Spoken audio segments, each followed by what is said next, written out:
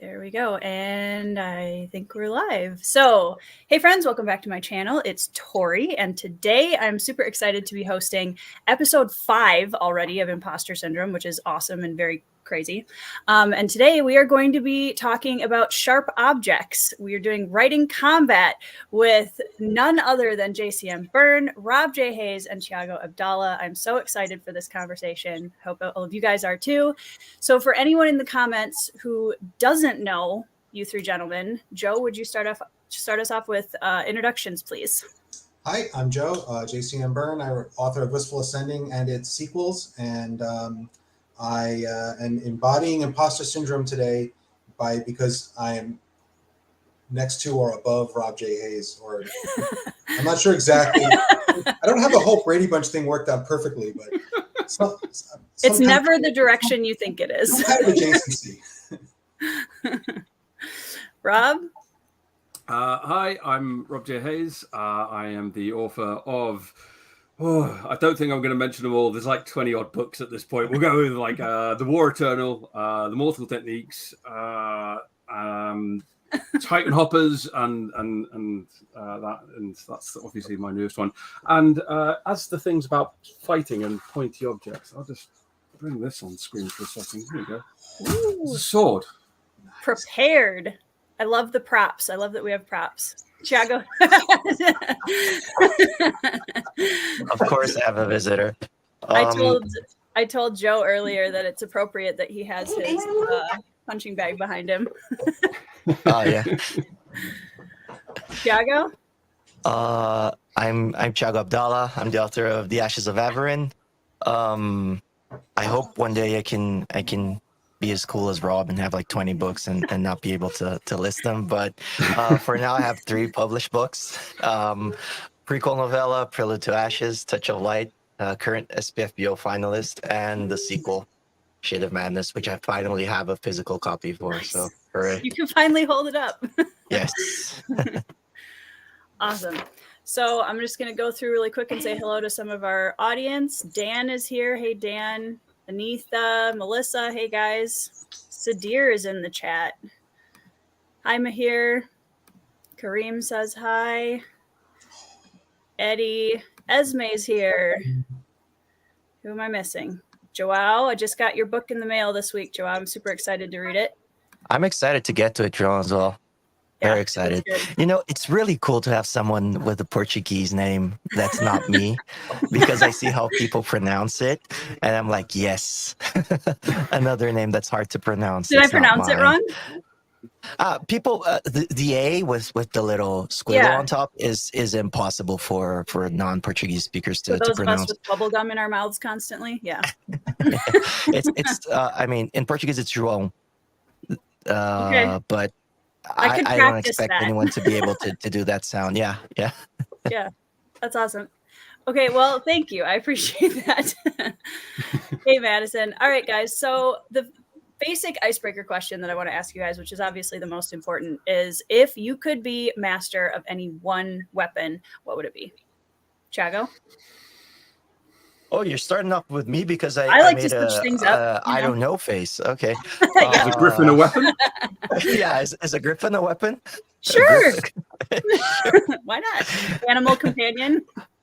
I mean, if we're talking like in a fantasy world, I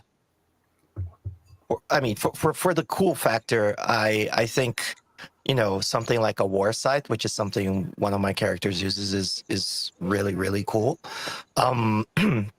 But I do think spears are like very underrated weapons. So I think I'd go with spears.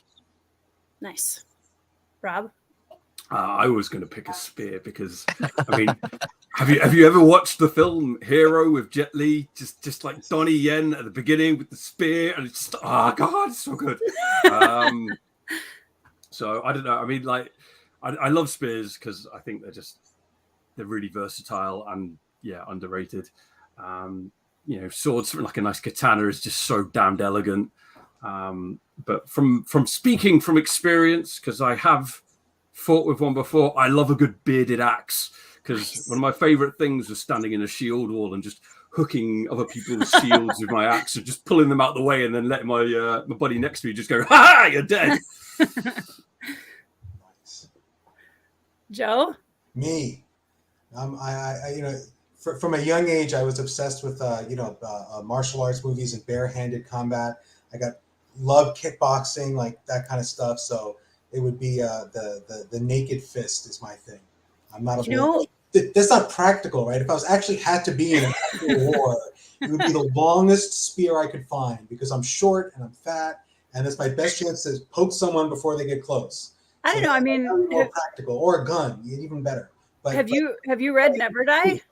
Because Bingwei Ma's pretty deadly, and he's. I mean, he's the master of Sun Valley. Right? He's never lost a fight. As much as I've eaten and drunk, I have not developed his abilities. That's what I got to. I really tried to overeat and overindulge in alcohol until I became like as tough as him, and so far it hasn't worked. See, what you need some of those like big metal gauntlets. Have you ever watched Arcane, like gauntlets? There you go. There we go. Thiago's like, yes, Arcane. Not even 5 minutes in, and we have Arcane. Yes. Nice. I could say it a few more times because it's Arcane. Let's be fair. If you say it 3 times, Thiago will appear twice. Yeah. It's the best show ever made. It's so good. Lots of great combat in that one too.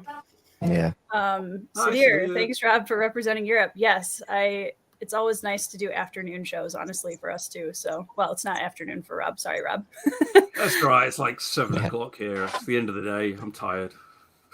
Pole axes, nice. Yeah. Spear, Warhammer. Bow and arrow, underrated for sure. Okay, well, that was the important stuff out of the way. So my next question, getting into the writing process side of things, is like all of us write some kind of combat military fantasy included in the fantasy or sci-fi that we write. So why include combat in your stories? That's a super basic starter question. And I realize I didn't send you this one ahead of time, so I'm putting you all on the spot. Rob, do you want to start off? It's a cheap way to throw in action. There's no real need for combat at all.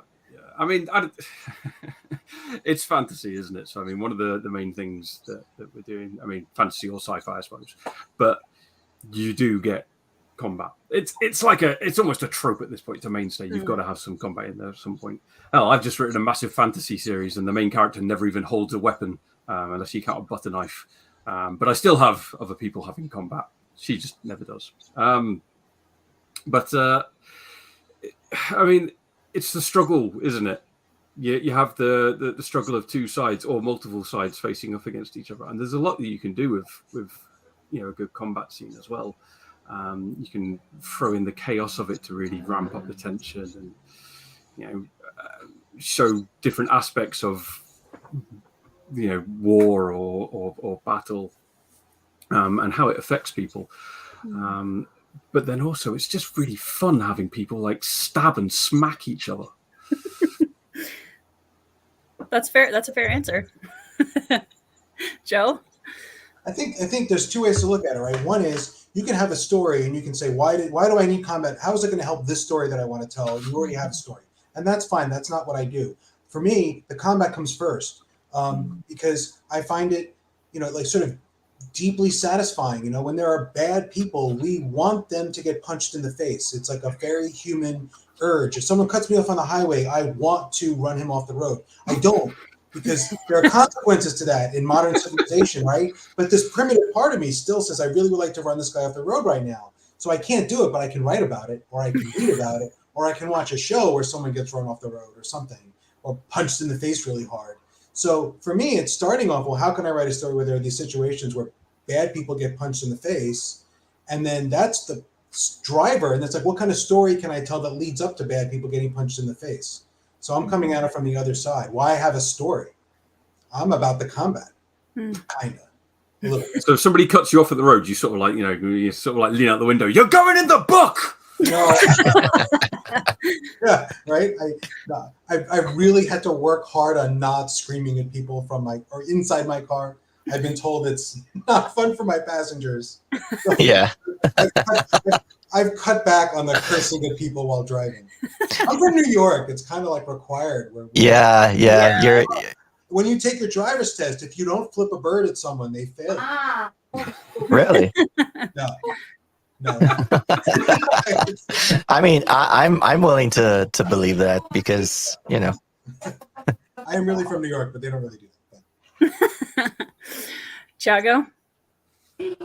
So I was reading like years ago before I started writing. I read like a ton of craft books, and one of the things that I saw is actually pretty similar to what Joe said, which is one of the coolest things about characters, and I think it's one of the reasons why we read and why we feel engaged by characters is because they do the stuff that we want to do in life and we can't, or we're not, socially, it's not socially acceptable, I guess.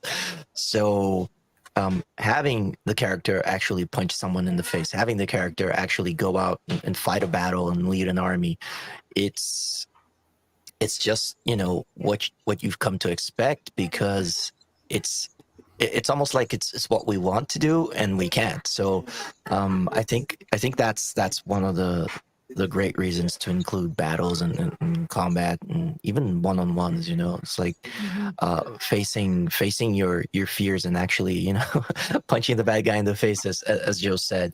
But yeah, and as Rob said as well, it's just so damn cool. I don't know if we grew up like on Star Wars and stuff, and we got used to it, and we kind of defined that this is cool. But it's just cool seeing people fight with swords and epic battles. It's goosebumps every time you see stuff like the end of Avengers Endgame when all of them are together and rushing at the enemy, or Lord of the Rings, when the armies finally come together and fight the evil Dark Lord. So it's just it's cool, I guess. People expect it. Mm-hmm. Yeah, I think from my perspective too, there's something, I'm always very interested in getting into the viscera of a character. And honestly, for me, that one of the best ways to do that is to put them in situations where like combat's a great way to do that, because it strips away a lot of the facade of a character and you really get to expose who's underneath that. And that's great for the villains, it's great for the heroes, it works for pretty much anybody involved in the cast of your story. And that's one of my favorite things, is to see, okay, but who's my character in the heat of the moment? What are they going to do? What are they going to, what part of themselves is going to take over? And you can take it absolutely any direction you want. So yeah. There was a question that I wanted to grab quick before we move on. Dan says, what character or combat scene was most fun for you guys to write? For me, I think it's one of the ones in Spirits of Vengeance. I think it's probably I don't know. I'm torn actually. It's either Guang's showdown, Blood Dancer against the Spider. Or it's just Kira, because one of the things that I find most cool, I've always absolutely loved from like animes and all of that stuff, is flash stepping. Characters doing like small scale teleportation from one place to another and everything. So with Kira, I really wanted to do something like that. But I just thought it'd be really cool if she just sort of left an image of herself behind, a la the Emerald Wind, but her version just shatters, so she's just leaving like mirrored versions of herself just shattering behind her and teleporting across the room and stabbing at people, and it was just great fun. But having the character just zipping around all over the place and stabbing from different areas, and Kira's an awesome character. It's very Dragon Ball Z. Thiago? I think I'm going to cheat a bit. I think the ones that I'm most eager to write are still to come. Because the battle scenes that I most enjoy writing are usually the ones at the end of the book, because I can let loose and I can kill whoever I want to kill because it's time. So I think I really enjoyed writing the last battle in the Shade of Madness. And also the last one, A Touch of Light, because I kind of found, I think, to me at least, different ways to go about it, and to kind of not make it just a cliche battle of two armies clashing. I just tried to, build it so that there were different aspects that would make it cool. So yeah, the last ones are usually the ones that I enjoy the most. All right. I think I had the most fun with if you've read Wistful Ascending, there's the one dark scene where Rohan really cuts loose. He cuts loose and really, because usually, I mean, the whole premise of the character is that he has a temper, and if he loses it, bad things will happen to everybody around him, right? So it's always this, like, he's got more power, but he doesn't necessarily want to use it because it's a risk. So that's the frame for the whole series. So there's a place where he loses it, and that was, the same reason it's sort of deeply satisfying when someone really loses it, and maybe they're doing stuff they shouldn't be doing, but they're doing it to people who kind of deserve it. And it's very good. For me, it was sort of cathartic, and it wasn't really like a close where he might lose. It's just not. That's just not like, that's not where the tension in that scene comes from. It's, how dark will he go, and well, you guys know something. Anyway, I think that was probably, and then most of my combat scenes involve the one, because all I write is one point of view. They're so all those are the scenes that are most fun because he's always in them pretty much. But yeah, that scene was actually really good. I loved watching not watching, listening to the track of like his emotions as he properly starts to lose it, and he's almost starting to justify it within his own mind as he's going there. And really good. Good. Thank you. Yeah. Anitha brought up a question too that kind of goes along with the question I added from later, but I think it's an interesting, like, for me at least, because I'm all about the emotional impact of my characters, and that's kind of my focus. So I'm always curious to know, do you guys focus as much on the like technical terms of combat as you do the inner experience of the characters? Is it a blend of both? Do you prefer to kind of lean into one over the other? Like, how do you want to present the combat? Do you enjoy the kind of external terminology of it, or what's happening internal with the character? It depends on the character. Like, so much of writing a combat scene fully depends on partly what you want to get across with the book, but also the specific character. If you've got a master, who's like trained for decades with a sword, there's a good chance they're going to be a lot more sort of like controlled about everything, and the language you'll use will probably be quite different, because they'll be like, yes, this particular movement and whatever, but also in their mind they'll probably be a lot more controlled about what's going on. Whereas if you've got somebody who's completely new to battle, they've never actually fought before, and suddenly they're in a fight, they've got no idea what's going on. Their mind's going to be an absolute mess of just like, how the fuck do I survive this? What do I do? He's coming at me. So I think it really depends on, especially the character in this sort of situation, whether you want to focus more on like the actual combat or what's going on inside the character's mind.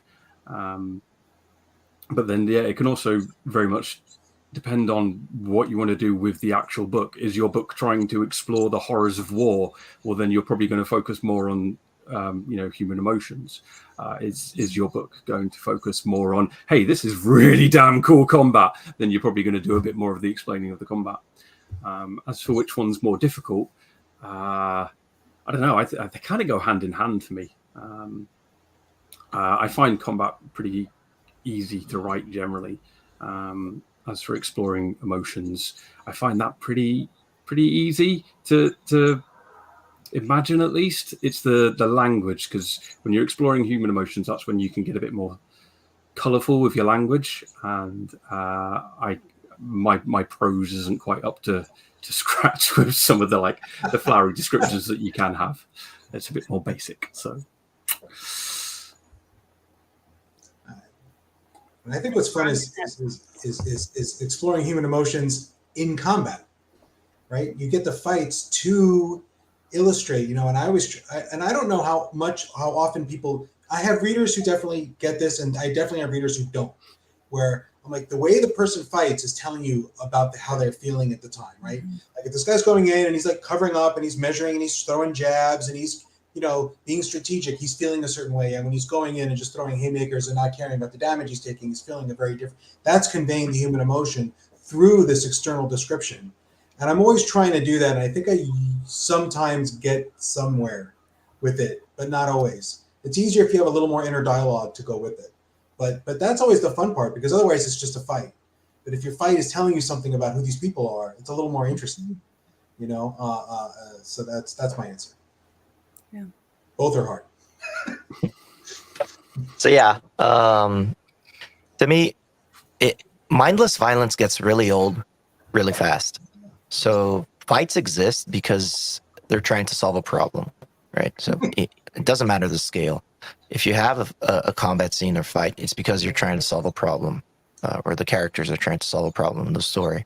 So I think, combat and emotions are intricately linked. It's impossible to not link them. I think the difference is who's at the forefront. So, you can describe the technical aspects of, the movements and what the person is doing.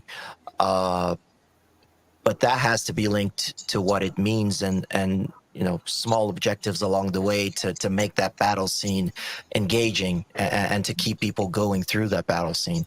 Otherwise, it's just hit here, hit there. It's almost like a textbook of how to sword fight, and I don't think it's what readers want. Even if it's cool at first, after like 3 paragraphs, it's going to get really old. So, in my opinion, I don't know which is harder, because it's like they're the same thing almost.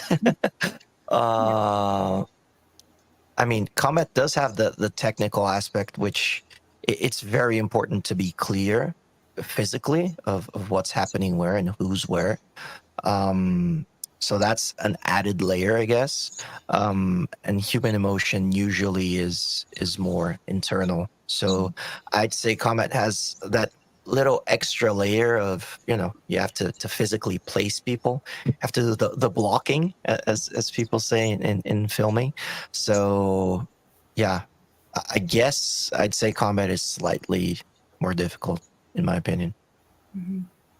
Yeah, and I think kind of the common thread there that I'm hearing, and I would totally agree with, is the showing character through combat. Like, regardless of what combat you're writing or how technical you're getting with it, you're still showing things about your character, and you're kind of getting into their emotions, whether you're internalizing it or not, or showing that internal. Because, I would say I kind of agree with Thiago that the writing combat and like the blocking part is usually where I have to slow down and say, okay, where is this person? How far is this reach actually going to go? But yeah, both I think have their own challenges for sure. So kind of and going. Who hasn't Go ahead, stopped Thiago. in front of their PC and just started doing the movements? And, Yes. and then someone walks by and looks at you like you're crazy. So yeah. Usually my children. Yeah. Or they start doing it as well. They think it's a game. Right. Well, and that's what was kind of good exercise. It is totally. I think it was kind of cool, because when I asked you guys to do this episode, what I loved about it was all 3 of you from the books. And to be fair, Rob, I have read Mortal Techniques of yours, and that's the only one so far. I'm remedying that shortly. But there's very different combat styles represented here in the books that I've read of you guys. As you have Ashes of Averin, which is very, armies and the, what'd you call the war side? Yeah, the war side, and the griffins and the other things that I won't mention. And Joe, you have that very kind of bare fist, but also this like massive sci-fi scope on planets and things. And then Rob, the techniques that each character uses in Mortal Techniques are such an intricate part of the combat and so cool. So I love that there's common threads and also being utilized in very different ways. I don't think you'll be disappointed, Sadir.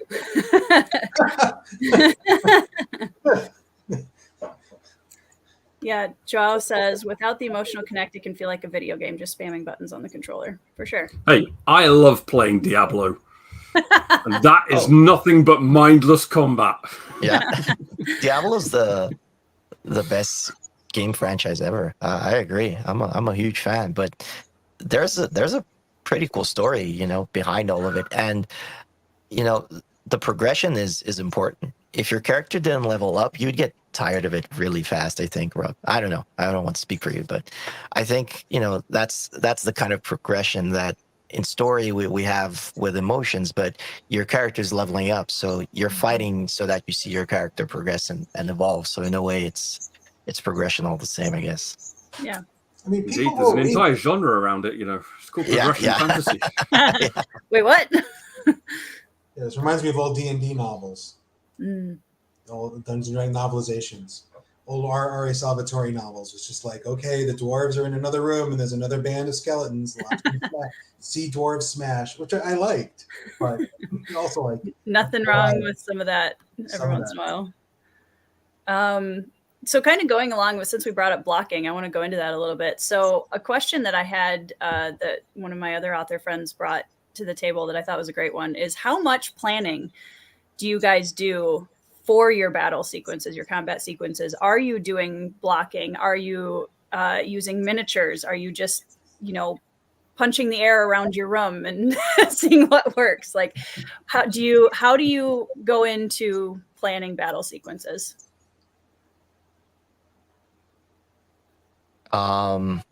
It's a scene within the scene, so it has to be structured as such. I guess it has a beginning, middle, and end, and you have to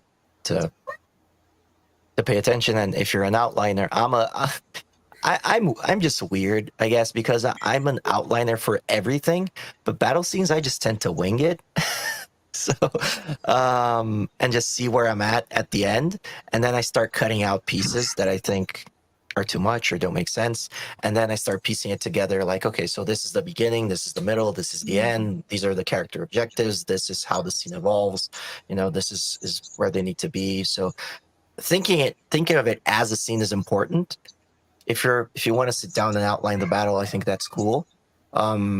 Maybe because of the cool factor and the immersion factor, I just like to sit in it and just write it out and then fix it later on. And if it's one-on-one combat, I use YouTube videos. I search for the weapon that I'm using, and I try to search for, you know, kind of like people in dojos teaching you how to use the weapon, so I can see the movements, and then I try to apply those movements in the one-on-ones. Mm-hmm. I'm very much a pantser. I don't plan pretty much anything. I tend to go into a fight scene usually with a sort of like, there are beats that I want to hit throughout. So I know where the characters start, and I know generally how it's going to end, because you know, generally, like, good guys either going to win or lose, one or the other.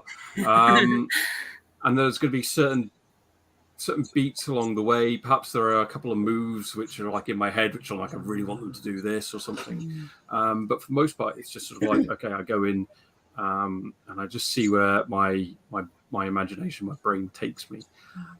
But I do agree with the best fight scenes are ones that have a sort of like a story told within them almost.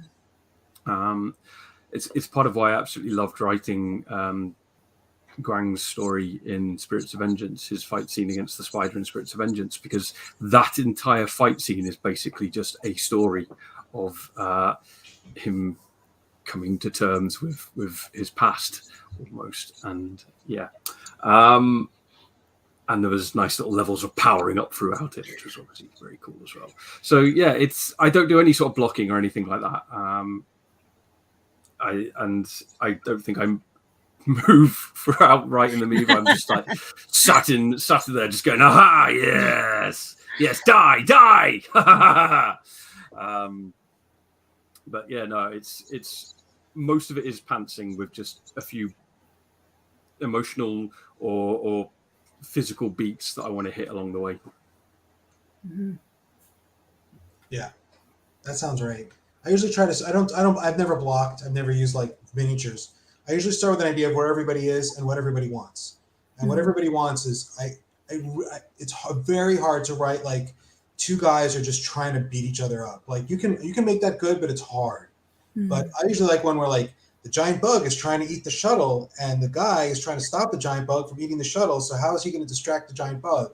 And that makes it much more interesting because then you got like a little more stuff going on. Like what's going to happen? What's the bug going to try to do to the guy? What is it? What do you do when you're a giant bug and there's a guy you step on? You know, but and then you want to hit the beats, right? You need to have like someone is not achieving their objective, so they change their strategy or their tactic, and then they achieve their objective or don't, right? But you gotta figure out how many swings you want. But usually, if it's too many, your readers just are like, come on, like it can't be that many swings because then the battle's just going on, and everyone's like, okay, we get it. No, things keep going back. You have like one or two at most, and then you're done.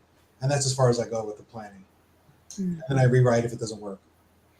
That's pretty much I mean, you can have as many swings as you want. Clearly, you've never watched the Frieza saga in Dragon Ball Z, which went on for apparently 5 minutes, but also 60 episodes. I have, but I know I could not write the Frieza saga in a way that anyone would want to read it.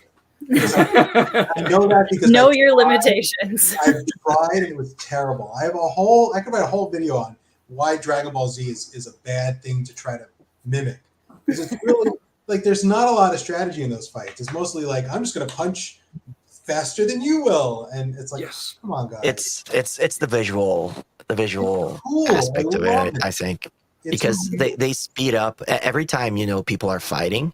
It's like it's the zoomed in camera and the fists, and then it's the zoomed in camera on the other sorry, I punched my microphone on the other person. They're just like, it's the right episode to do it, Thiago. Yeah. If you want to learn how to write fight scenes, you're much better off watching Naruto than Dragon Ball Z because there's a lot more complexity and strategy in those fights that you could potentially convey on the page. If you tried to write out Dragon Ball Z as a novel, I think it would be hard. I think it would be really hard. This guy spends the next 5 minutes powering up while the other guy sits there and goes, "What are you trying to do?" And his hair glows coolly as he does it, right? It's like,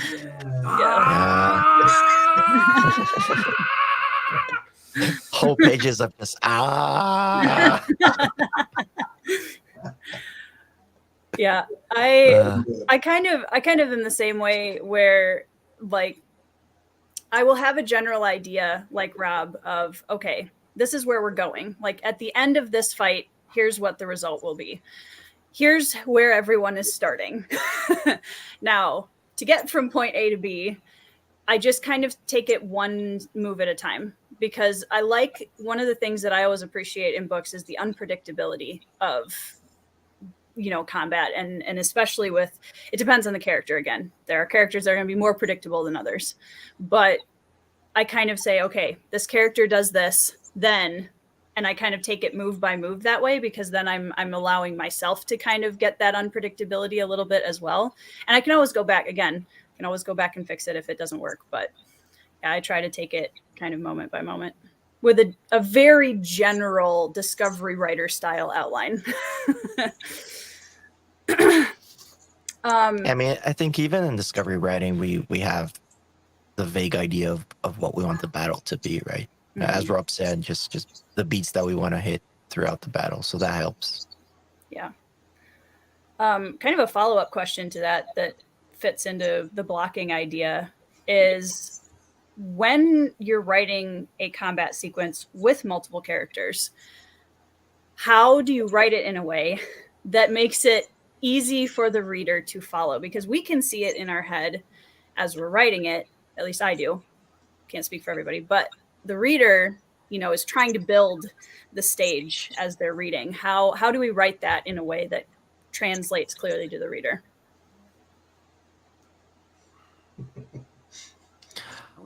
Other than very carefully. Very, very carefully what I was going to say. I think you need to set the scene beforehand, and it's almost like Chekhov's gun. So you need to describe the environment, and if you describe something in detail, be sure to use it in the battle. So if you're describing like a house or a wall or something in detail, knock it down or do something with it. Because otherwise, why are you describing that? So I think you have to set the scene first of all, and I don't even consider that blocking necessarily. It's not necessarily putting people in the right spots. It's more showing, okay, this is the landscape, this is what we're working with, and starting that and having specific descriptions of certain points of that landscape so that you can recall them. It's almost like bullet points, right? So you have the description, but imagine that you're bolding certain parts of that description, and then you can just grab that bolded part and bring it up during the battle, because when you're in the battle, you can't reduce the pacing to stop and describe stuff, because from the character's point of view, they're not going to be looking at the battlefield while there's a sword in front of them, right? So you have to have like those very specific points that stand out when you're doing your descriptions, so that you can pull them up easily from the character's perspective and help the reader place himself again. An example of a scene that does this really, really well is in Harry Potter, where a certain character goes through a veil and actually dies. And I can't spoil it, but it's kind of like a fight scene. They're in the Ministry of Magic. I don't know if it's 6 or 7. It's one of the last Harry Potter books, and if you read that passage, she always kind of brings back where the people are standing in relation to a certain thing, which is the veil, which is the thing that stands out, right? It's that kind of like portal thing that if you fall into it, you die, I guess. It's been a long time, but I remember kind of like going back to that because someone brought that up, and I went back to study that, and I think the description and the placing is done really, really well. So that's a good example if anyone wants to pull it up. Yeah. And I know Harry Potter isn't a reference for battle scenes, but I think just setting the scene and putting people in the right place, that's a pretty good example, because it's a fight scene. Well, it's utilizing the environment in a way that's helpful. Yeah. I think a lot of the making it clear to people is getting across the right imagery. So using the right words for the right imagery. So if you say, Jim Bob swung his axe, that gives a very, distinct feel of a swing, or as opposed to attacked. If you just say attacked, it's like, how? But if you use the right words, you're like swinging or chopping or stabbing, it can give a much different feel to it. So if you pick the right words, the words themselves can do a lot of the heavy lifting. We're authors. Who knew?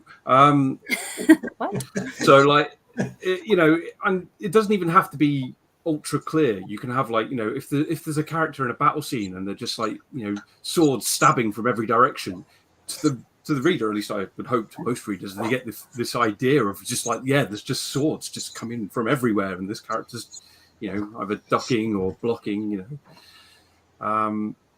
So yeah, it's a lot of it is word choice. Picking the right words for a combat scene is obviously going to be a hell of a lot different to picking the right words for, say, an emotional scene. Just to sort of link it back to a previous question there, which again, for me, that's part of why I find combat scenes quite easy to write, because I know the right terminology to create the right imagery. Whereas with emotional scenes, I sometimes don't. I'm like, what could this be like? I don't know, like a butterfly? Is that a feeling? Don't your characters swing their hands to wipe away tears, Rob? I mean, swing. Yeah. Yes. They flounced away their tears. I think what Rob was getting at also was super important, which is you can leave a lot out. Like if you have 6 people, a 3-on-3 fight, you do not want to say, and then the guy on the left, his left foot stepped forward. And then, oh, the guy in the middle, he lifted his right hand to his, like, no, like, I mean, I don't know. I'm not saying it has to be this way, but I know what I do is I have a single point of view. There's one dude, and it's what does he notice? And he's not watching this other pairing fight over there all the time, because then he would get punched in the face by the person, but he's going to get a glimpse. He's going to get a glimpse. Oh, and now one's on top, and the other person's down, and they're getting punched in the face. And now, oh, now they're standing like, and he's going to glimpse, but then you go away. And I always cheat because I'm sci-fi, so I always have headsets. So listening, someone's saying, I'm in trouble over here. And having someone scream, I'm in trouble over here, this guy's, got me on the ground, is much easier to convey in dialogue than, and he looked over and his friend was lying, because then everything's solid, right? Just description. But if someone shouts, I'm in trouble over here, the reader knows they're in trouble over there, they're on the ground because the person said it. But it's visually more interesting because you have the quotations, you have dialogue, you can say it in the way the person would say things. You can add this dimension to it as opposed to the way one person would describe seeing it. So leaving a lot out is super important. I mean, it's and the more you block, like, I have a lot of martial arts training, like I can tell you what's going on, like for all these different joints, what his shoulders doing, what his elbows. If you don't want to, no one wants to read that. Like, just stop. It's important. You just can't, because then you just have like page after page of description of like a very short fight. Like, no one needs. So what not to write matters in some ways as much as which words to use for what you do write. Yeah, it becomes a textbook on it becomes a textbook on anatomy and how to break it, right? Yeah. And so I've written fight scenes like that. I mean, they're in my trash pile somewhere, but it's ugly, very ugly. Well, and as a reader too, I mean, I always feel like the books that I've read where there's a specific, very technical fight style that's utilized, like fencing or something of that nature, it's so precise and it's so intricate and there's so many pieces to it, but it's really hard for me as a reader to like immerse in the fight scene when it's very technically portrayed. And there's a difference too between like a political duel versus an actual, fight scene being that way. If it's a political duel, that's something different, but to some degree. But it's helpful to me when it's like, I want to know.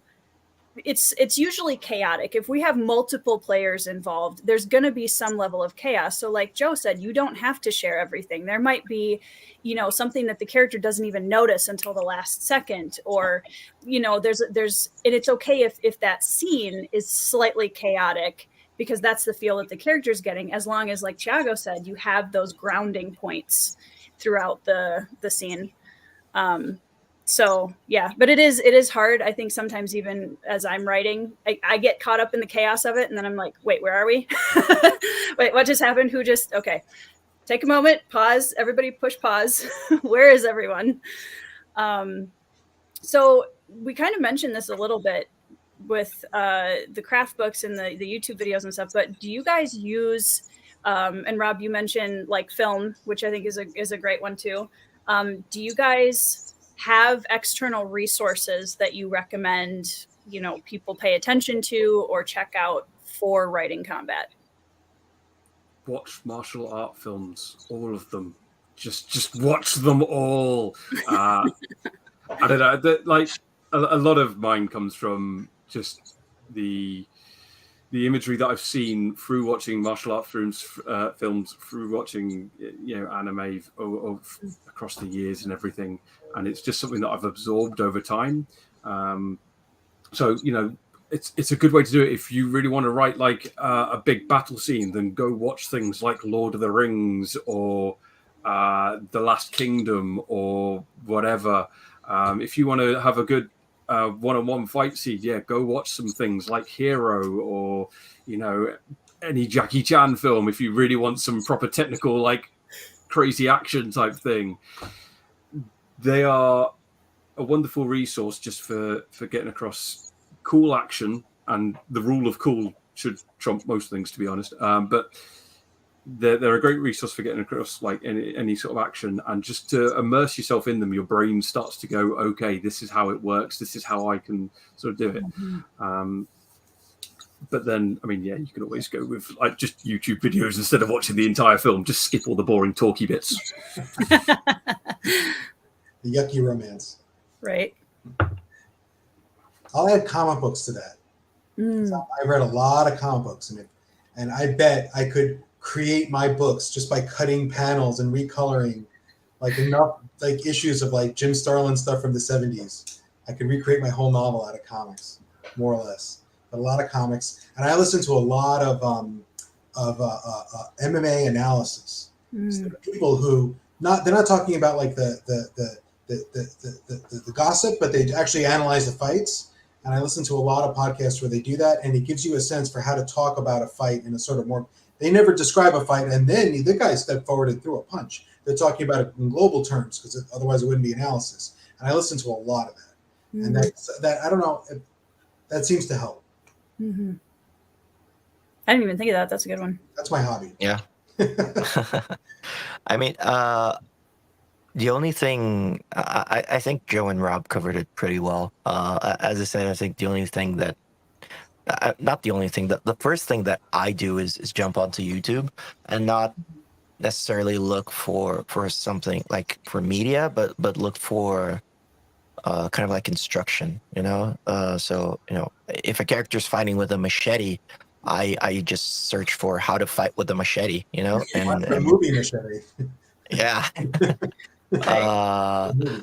And then you know, you see people actually teaching you, you know, where to place your foot and leverage and how to step out of the way. And that like Joe said, I'm not going to describe every single bit of it, but now that I know how the mechanics work, it's subconsciously easier to write out a scene using those mechanics because I know how to make it make sense, right? So I think that's the only thing I'd add to that. And you know, when you do go after, like, you know, watch the Witcher, for example, for sword fights, which are really cool. If you go at it with the intention of paying attention to the fights, it's like stuff opens up that it's like your brain is turned off when you're not paying attention, and you watch it and you find the fight cool, awesome. But when you go at it, you know, intentionally and with the objective of learning how to write a fight scene, it changes everything because your brain kind of switches on and starts paying attention at the stuff that you need to pay attention, and then subconsciously you have that in you. So yeah, and slow it down even if you have to, you know, check all the movements and stuff. Mm-hmm. Yeah, film has definitely been a big inspiration for me, and anime as well, because one of the things I like about watching, depending on the anime, but a lot of the anime is so character focused within the combat that it kind of gives you both at once. You're kind of getting a cheat card because you're getting how to show characters in combat, which I think is, you know, it sometimes can be hard to marry that internal with the technical and the external of what's going on. So those are definitely two, but I definitely utilize the YouTube. I love watching MMA fights. I love watching any kind of tutorials on, okay, here's how you use a katana, which I realized I didn't answer my own question at the beginning. Katana would be 100% my choice if I could master one weapon, because Itami Cho is like, if I could be her in another life, that'd be cool. But it's those tutorials are really helpful, like you said, Thiago, for really getting to understand the mechanics and what works and what doesn't work, because you need both, right? It's not just how to do it well. It's also, you're going to need those moments where the characters don't win the fight, or they you know, trip and fall or get wounded or whatever. And how does that happen realistically? So I think something that goes really, like, that people don't pay attention to unless you're writing a fight scene is reach, right? So you look at weapons and you think, oh, this is cool. But, you know, if you have a weapon with shorter reach, you have to compensate that with your movements. So once you know that, and I'm just giving an example of mechanics. So once you know that, you don't have to describe the character's steps, but you have to describe the character's movement so that they get, you know, past their opponent's guard, so that they can actually strike their opponent if they're fighting like someone with a spear, for example, or a longsword, and they have like knives. So it's not just like, you know, this person hit and this person parried. It's like you have a knife against a longsword. You can't just parry that longsword unless the knife is. So yeah. Go. Oh. Yeah. That's definitely something that I would say I do see a lot of in books, is that sometimes weapons are used in a way that kind of shows that the person writing about it doesn't know what the weapon does. And that's something that always catches me off guard, where I'm like, okay, you wouldn't be like, unless you are a giant, right? You're not going to be, you know, flipping around your massive double-bladed axe the same way that you, I mean, it's like you said, Rob, the words you use are really important, and knowing not just the words to use to evoke the action, but also that match the weapon that's being used. Because that's something that I see a lot, where I'm like, wow, what I know of this character and what I know of this weapon are not matching right now. So, as long as we're just like a little bit of pet peeve going on here, can we just say armor? For the love of God, like, remember armor. If a character has armor, it's there for a reason. It can deflect blows. You know, if you're wearing full plate mail and somebody's just like, aha, here's a sword, you'd be like, yeah, well done. But no, so often it's just like, this person's wearing full armor, and then the guy just chops him in half. It's like, sure. Drives me a little bit insane. And helmets. Oh my God. Wear a helmet, people. Not just for bicycles. No. It drove me insane. I was watching, what was it? The Berne Mandalorian. Oh, Mandalorian. No. The Berne Cromwell one. I actually mentioned it earlier. Last Warrior? No, Last Kingdom. And it's just like, everybody's wearing helmets apart from the named characters. And then there's like one battle where 2 named characters take a blow to the head and die. And I'm like, yeah, should have worn a helm like all of your bloody soldiers, hey? Yeah, but they needed the face shots, Rob. They paid the actor, Rob. They need their face. I mean, yeah, they're getting paid for their face, not their helmet. That's where you have a helmet with a visor, and in those scenes where they have to, they go, look, it's me. That's why I gave Rohan a helmet with a clear face mask, very deliberately. So his chiseled features in the film adaptation, they'll still be visible. Brilliant. In all the face scenes. It's great. Sci-fi, you could cheat with so many things. I mean, but fantasy, you can just say it's magic. Right. And that's fine, yeah. I mean, Brandon Sanson did it. He literally has helmets that go clear but are still there. Yeah. So shard plate. Yeah. Swords that appear out of thin air, so you don't have to carry them around. I mean, whatever works, right? Yeah. Know your limitations. Technology is just magic. Yeah. Well, I mean, that was actually my next question, so I'm glad we're on this topic. So what is something that's easy to get wrong when writing combat, other than things that we've already mentioned? Obviously, know your weapon, know what you're wearing. Two important ones, know what's around you. But what is something that you think is easy to get wrong with combat? I think the not over describing it. I mean, we sort of touched on it earlier, but yeah, as Joe said, like, learn what to leave out, what to essentially leave up to the imagination. Because I know not all readers have an imagination. You'll often hear people that say, like, they've got is it aphantasia, where they don't see anything in their head. Yeah. But even so, there's a certain degree of, you can always leave things out and they will fill it in. The reader will fill it in. And to be honest, that holds true for all writing, not just combat scenes, but all writing. Learn what to leave out. It's like learning when to end a scene. You don't have to end a scene where everybody walks away. Just you could leave the scene in the middle, essentially in the middle of like a conversation, and people will just go, yeah, they probably chatted for a while after that, but nothing important. It's fine. I'll go with structure. I think it's pretty easy to forget that combat scenes have to be scenes, because not all like scenes are. How to put this? You can have a scene with a bit of combat inside it, but the combat has to be kind of like its separate little scene with its own little structure. So it's pretty easy to go too long or too short and not have it mean anything, and just it's there, it's combat because it's cool. But if you keep doing that and your combat never means anything, your readers are going to start to roll their eyes whenever people fight in they won't care. You know, it's like, okay, these people are fighting. I don't know why they're fighting. I don't know. No, like Joe said, for example, you have the bug who's trying to eat the spaceship. You have a clear objective of don't lose the spaceship.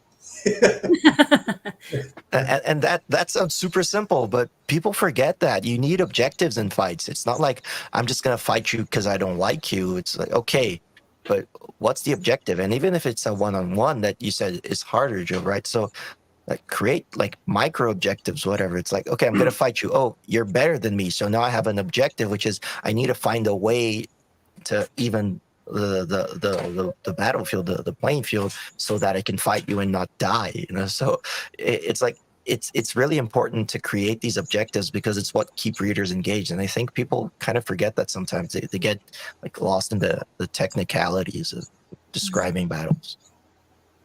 Mm-hmm. I'm going to say diversity. Diversity means a lot. So, you know, have your heroes fight someone much weaker and just crush them to establish how tough and cool they are. Then have them fight someone much stronger and they lose and get captured. Then have them, you know, fight something really big. Have them fight a bunch of little things. Have them fight something that can fly, something that can't fly. Because otherwise, we're only human. It's very easy to get really repetitive.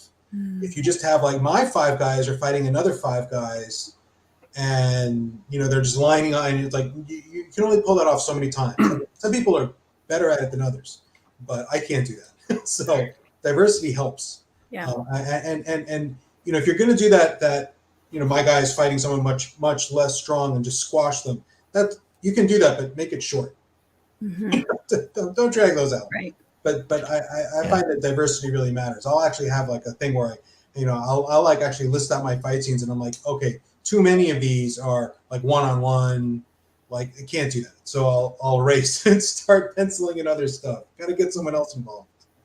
You know, well, and that's another easy way to utilize your weapons, right? Have guy with sword fight guy with sword, then have guy with sword fight guy with, you know, bow and arrow or spear or whatever, so that it's, you know, not always the same props being used. Could be girls. I don't mean to be sexist with my guy versus whatever.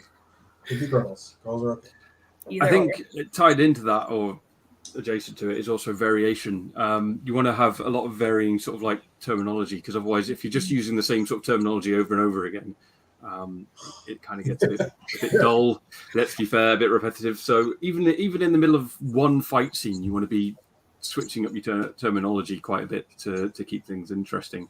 And, you know, even so much as you can have like a section where the characters sort of like maybe pull back and sort of like study each other, try to figure out a way to, and then you go back into the combat and you have a nice quick exchange of blows just to keep things varied and moving on, basically. Mm-hmm. Yeah. Yeah. And I mean, I think too, this is kind of goes back to what we were talking about before, and goes into knowing your characters and your limitations and what you know, the environment you're working with, all those pieces. Because when I was writing Phased, I'm traditionally much more of you know, weapons and armies and that kind of stuff.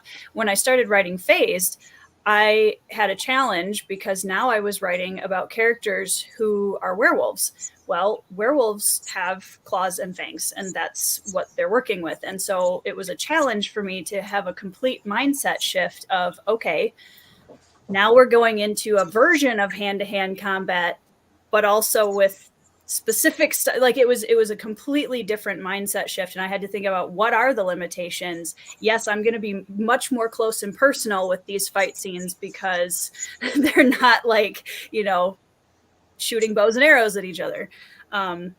So again, just making sure that like you're aware of your character's limitations and what their capabilities are. And that helps as well when you're even looking for resources too.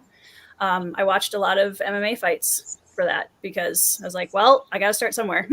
It's closer to, you know, sword fighting or closer than sword. Are they allowed to bite in MMA? I thought that was one of the rules that was out. No, I had to add in my own. Okay, now add werewolf. Yeah. Werewolves in a cage. I like it. Exactly. Actually, in book 2. Yeah, here Kareem So Thiago, this brings up an interesting point though, because I mean, Joe has a little bit of this too, and Rob from Mortal Techniques with let's be clear about something here. I'm sorry to cut you off, Tori, but Oh, God, Joe has people who he calls griffins. They are not real griffins. I wasn't referring to griffins. I was referring to large creatures. So let me rephrase that. So Thiago has creature griffins. Joe has large science fiction creatures, planet creatures. Rob has yokai, dragons, everything else, dragons, etc. So how does the combat change if, like, how do you have to approach that differently when you're working with a decidedly non-human creature that is in combat? I think that I think that goes into. Sorry. Go ahead, Joe. Go ahead. You gotta watch a lot of Godzilla movies. Yeah. Yeah. I mean, I think that goes into what Joe said about diversity. You know, it's almost like they're a weapon. I'm circling back to the beginning, but it's almost like they're a weapon. Yeah, and you need to understand how they work, and kind of how much you're gonna use them. I saw someone describe dragons as nukes once, and I thought that was pretty cool in George R. R. Martin's world, because yeah, they're basically nukes. They're like these bombs that just arrive in the battlefield and destroy everything. So depending on the creature, you know, you need to know what they can do, and know how much you want to use that. So if I use griffins in every single battle, it would be boring, because they just rip everything apart and yep, we're done, story's over. We have maybe half a book. So yeah, you need to kind of find ways of not having all the creatures in every battle if they're too overpowered, I guess. And or, you know, if they're not, then what do they bring to the battle? You know, what's different about these creatures being in a fight, opposing to, you know, them not being there. So yeah, I'd say you just have to be conscious of it, and understand how the creature is going to affect everyone around them. Even a wolf. I mean, imagine if you're in a battle and there's like a normal sized wolf. Doesn't even have to be a giant wolf. Wolves are scary. So it's, you know, it's going to affect you some way. Even if you're like a seasoned warrior, if you're not used to that, you got to kind of like think how that affects the other side, or the people who are fighting with that creature. So I just say, just be conscious of it, and think of the consequences, I guess. Mm-hmm. I mean, you got to think about it a lot, and then you've got to, like, I mean, on some level, it's like, okay, you know, is this a realistic fight between people and a dragon? And it's like, well, maybe not the most realistic, but that's okay, because who's going to like prove you wrong by saying, no, there was actually this fight against dragons, you know, just last year, and, you know, in somewhere. No, you're making it up. So you have to, it has to pass like the sniff test, but you don't have to go too far. And then, you know, you want to have cool stuff happen. So what cool things can a dragon do? What cool things can my giant creature do? And that's going to matter more than getting the tactics and strategies exactly right to what like military minds might come up with if they were actually fighting dragons in the real world.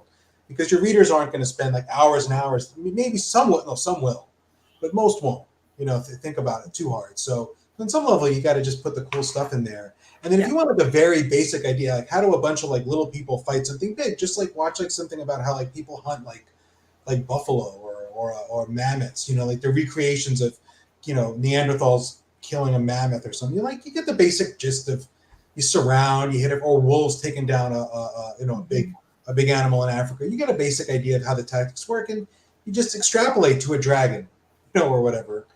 And you know, have some fun with it at the end. Oh, that might always be my favorite thing. Just extrapolate it to a dragon. Yeah. Poof. Yeah. Scale it up. Yeah. Add times 10. Yeah. The most complex fight scene I've ever written was the one at the end of Spirits of Vengeance, where it's like, okay, here's a 7-headed dragon versus 3 human-sized people, one of who is immortal, one of who is made of smoke, and one of who can teleport around the battlefield. Go. And it was complex as fuck. Sorry, I don't know if I'm allowed to say that one. Basically, it was. I found a bit of a cheap way to do it is to focus it from the perspective of a character. Especially a single character, you don't need to know everything that's going on around it. You are in this character's perspective. That's it. They can't see anything else going on around them. They don't know where all the heads of the dragon are at the same time. All they know is, oh, there's a head coming at me from the left. Duck, get out of the way, or something. And in this case of like dragons from George R. R. Martin, yeah, it's like if you're a soldier on the battlefield, you're not going to know where the dragon is at all time. All you're going to know is there's a great big plume of fire just raining down from the sky. How do I get out of it? That sort of thing. So, I think it's a bit of a cheat, a bit of a tip, I guess. But ground it in perspective, which is a good way to cheat most combat scenes, no matter what. If you just ground it in a single character's perspective or multiple characters' perspectives, but at one time, a single character's perspective, you don't need to know everything that's going on all around it. You can just be focused on them and where they are and what's happening in their immediate vicinity. Makes it quite a bit easier than just, okay, where's this dragon at this point? Where's this griffin at this point? Where are the wolves coming? Yeah. And I think just to Joe's point of passing the sniff test, I always remind myself that dragons physically shouldn't fly. If you look at it from a biological standpoint, they shouldn't be able to fly. So, no one questions that. So. Especially Chinese and Japanese dragons who literally don't even have wings. Yeah, exactly. Fly. There's a whole thing and 7 heads. Their bones are too heavy, so they wouldn't be able to lift off the ground. If their bones were hollowed out like birds, it won't work to support their mass, I think, or something. Whatever. They're not supposed to fly, and no one questions that. So just make it believable enough, I guess.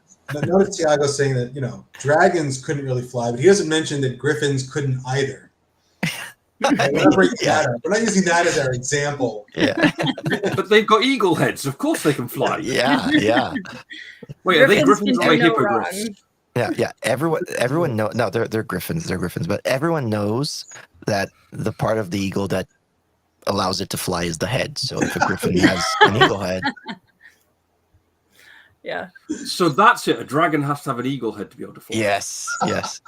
And if you already you're working with 7, you could just, diversify and it'll be fine.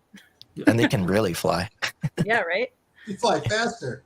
I was going to say, Christopher made the comment, animal documentary is helpful in understanding creatures, for sure. And one of the things that I think is helpful to think about with this is my best friend is an illustrator, as pretty much everyone knows, and she's incredible. And her forte Who's that, Tori? Sarah, Sparrow Springs. Go check out her channel. So also, if you buy Thiago's second book, she has an illustration in there. So, but her forte is character design. And so she talks a lot about, and in all the stuff, because I've just kind of osmosised a lot of things from her over the years.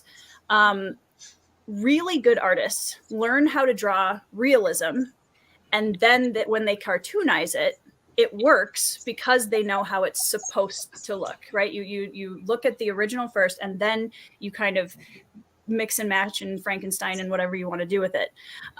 In my opinion, when you're dealing with creatures, and especially fantasy creatures, and especially if you're building something that's new, that's kind of what I would recommend doing, is really pay a lot of attention to the animals that we have and grab bits and pieces and say, okay, I know what this looks like. I know how, a wolf acts that's in real life. Now, how do I kind of tweak that and add things and make it, whatever. If you're using a regular wolf, then just watch the documentary. But if you want to Frankenstein it, start there and then start kind of adding your own twist on it. This is a great one, Melissa. Yeah. This is a great comment. Dragons sound like the bumblebees of fantasy creatures. Bumblebees don't look like they should be able to fly. So what you're saying is dragons should actually fly by beating their wings really, really fast, and you should always know they're coming because they're like, but like really loud. And they land on flowers. Yeah. I'm terrified of bees, so I'd be even more terrified if dragons buzzed. Hey, sounds like it works. Yeah. So they fly like bumblebees. They're the size of dragons. Let's make them more scary. Give them 8 legs like spiders. 7 ends. Yep. How Frankenstein can we make this creature? Yeah. So one of this is a question that kind of goes around in the community a lot, and one that I wanted to touch on with you guys, just because I'm really curious about your thoughts on it.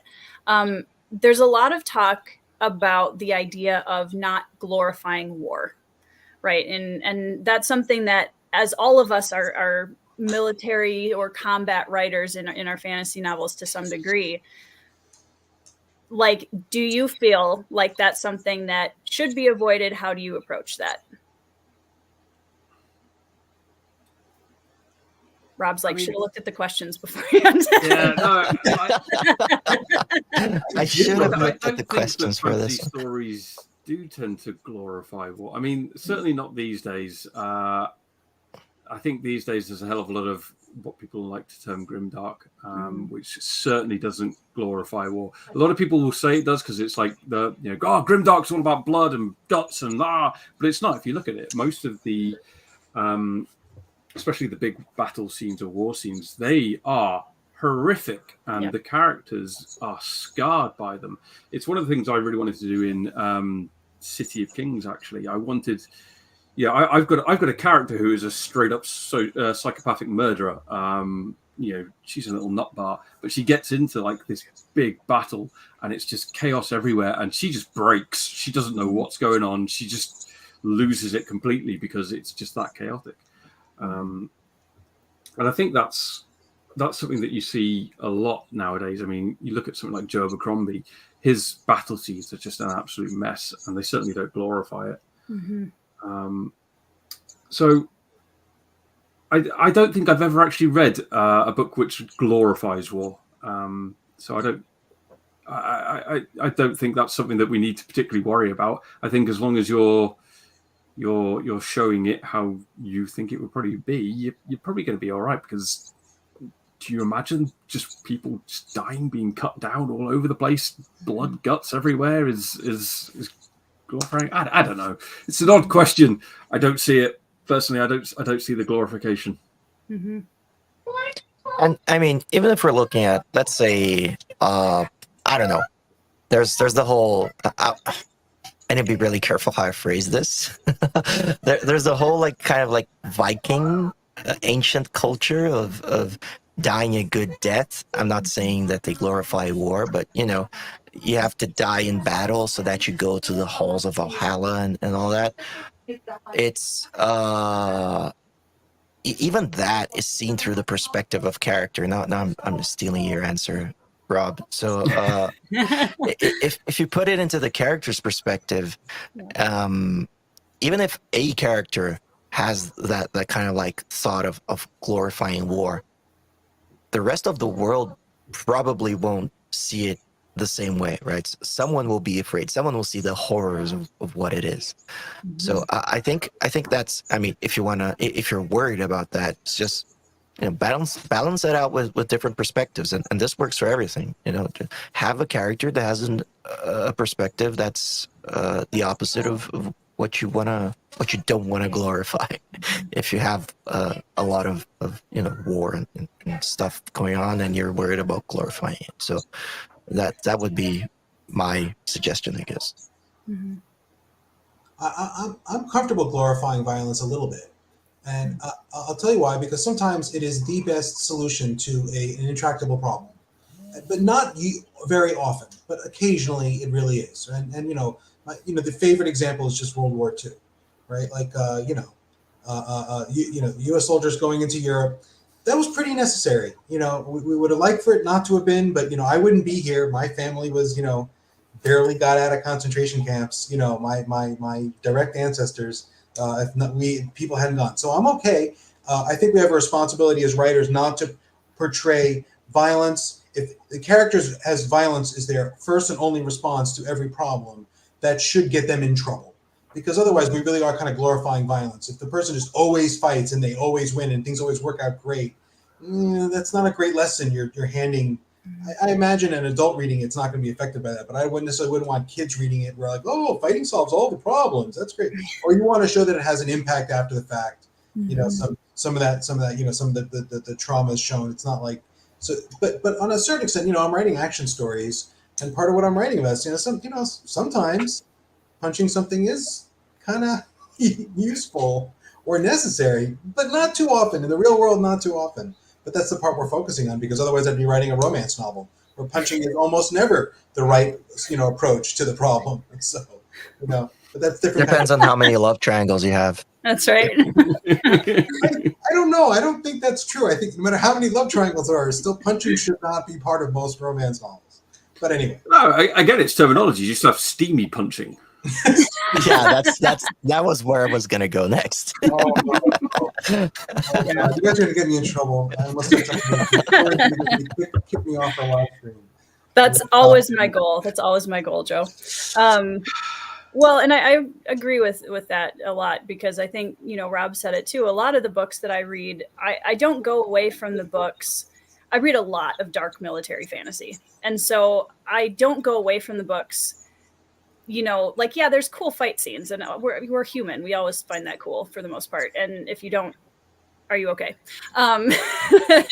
But it's also, I don't go away from it thinking about how awesome all of the horrible parts of it are, right? That's not what I take away from it. I take away the resilience of the human spirit. I take away, overcoming odds. I take away, yes, this does have an incredibly strong impact on the people who are involved in it. And how does that translate to the rest of the story and the aftermath? We talk about trauma and aftermath. And I actually think that for the most part, from what I have been reading, that everybody really is focusing on it from a realistic point of view, where it's even with excessive amounts of violence, it's still not being glorified in a way that says, hey, look how great this is.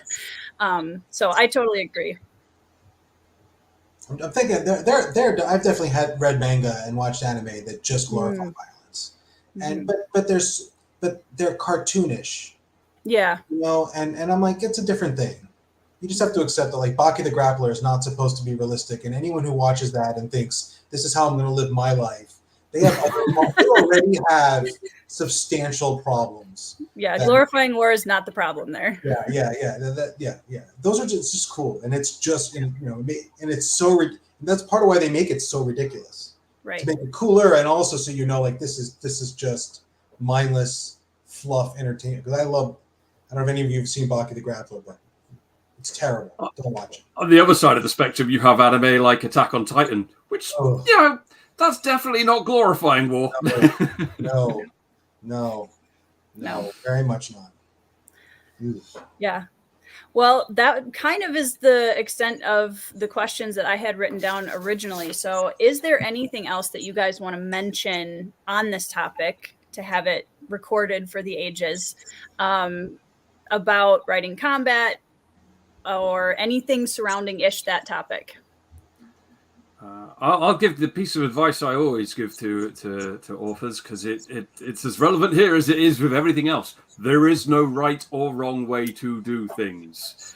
As long as you do whatever you're doing well, you can make it work. Hell, Robert Jordan wrote entire fight scenes that were like, then cat falls down the mountain, moving into goose honks, moving into tripping over a stone. I don't remember that movie.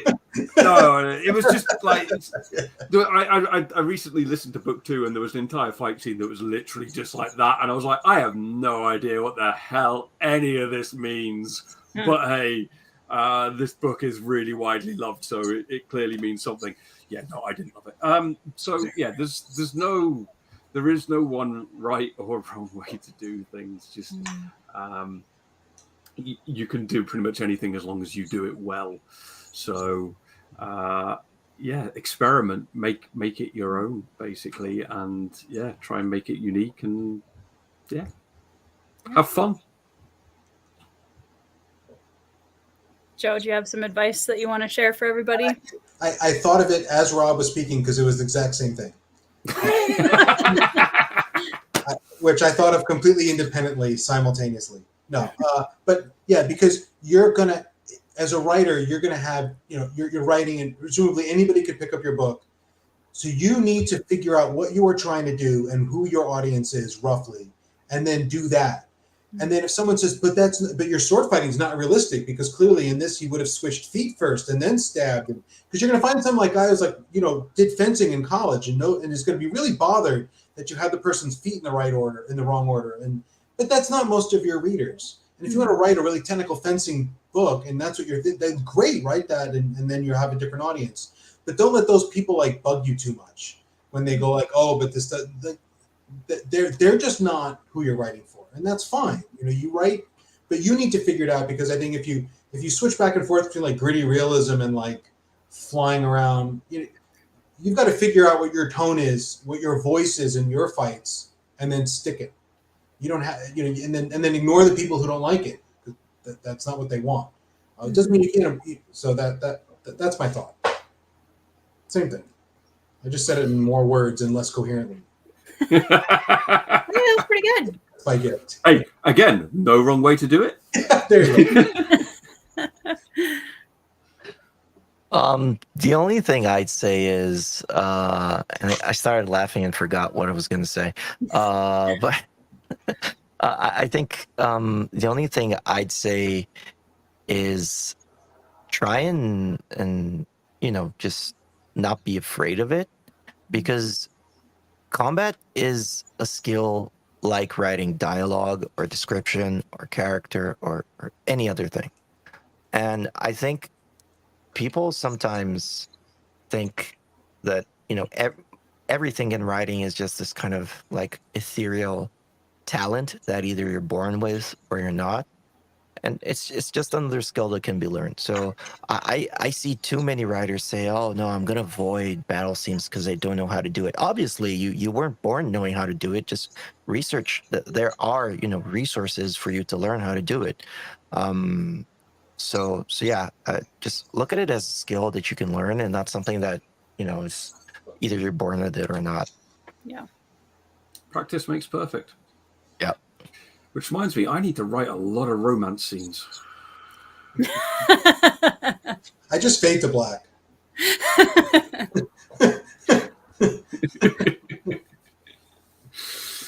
Yeah, I don't. Steamy, that's steamy punches, Rob. That's something I don't Steamy know. punching. I don't know about that.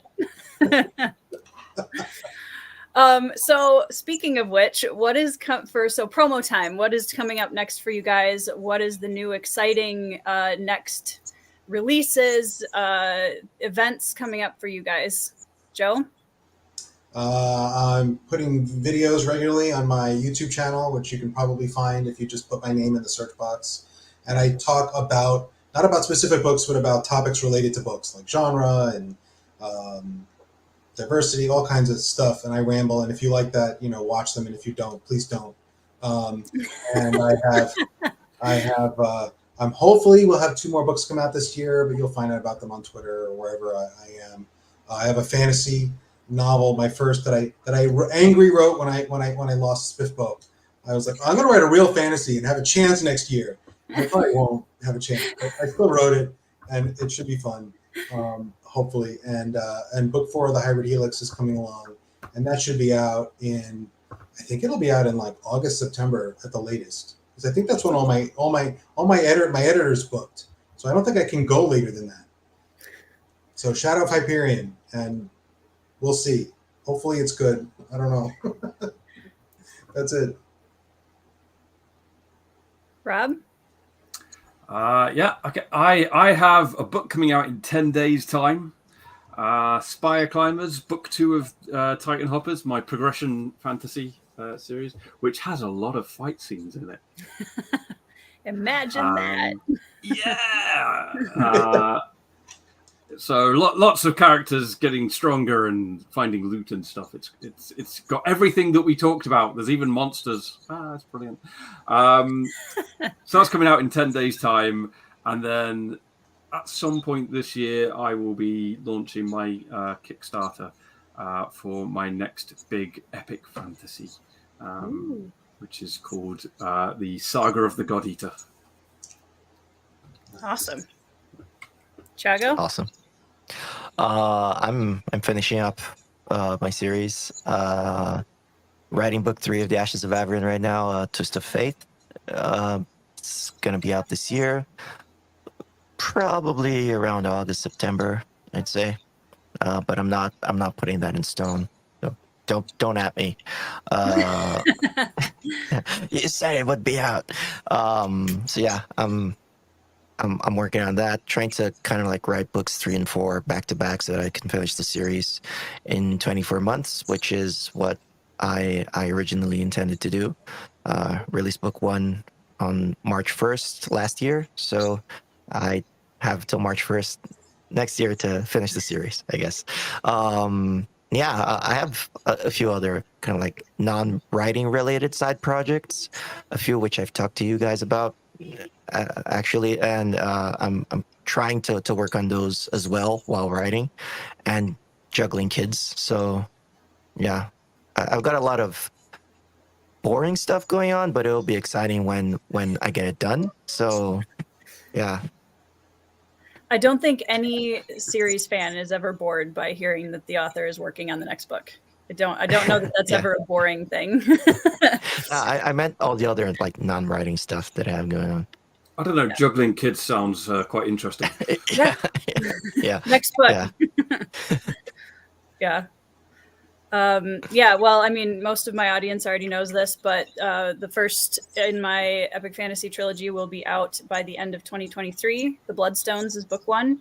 I'm getting close. I'm in the last third, the home stretch of writing it now, which I'm very excited about. So now I get to do all of the big combat scenes that I've been waiting for months to do, which is very That's exciting. Why you came on. You are mining for ideas. 100%, and I am unashamed. Well, it was funny because I was actually, when I was trying to decide what topic to do for April, in this month kind of I was later on the ball of getting, what I wanted to do for a topic and stuff, because there's so many things going on right now. And I was writing a combat scene and I was like, this would be a great topic. So Mahir has a really quick question before we go that I wanted to grab quick. Question for all 4 of you. Who is or are your favorite writers of combat and action scenes? That's a tough question. Yes. Mine's easy. Mine's Abercrombie. It's like Rob described. I really like the grittiness of on the ground GoPro. Like I think like at least 50% of his battle scenes have people just pushing up against each other and they can't move. And then and just the utter chaos of it. People dying everywhere, soaking in blood.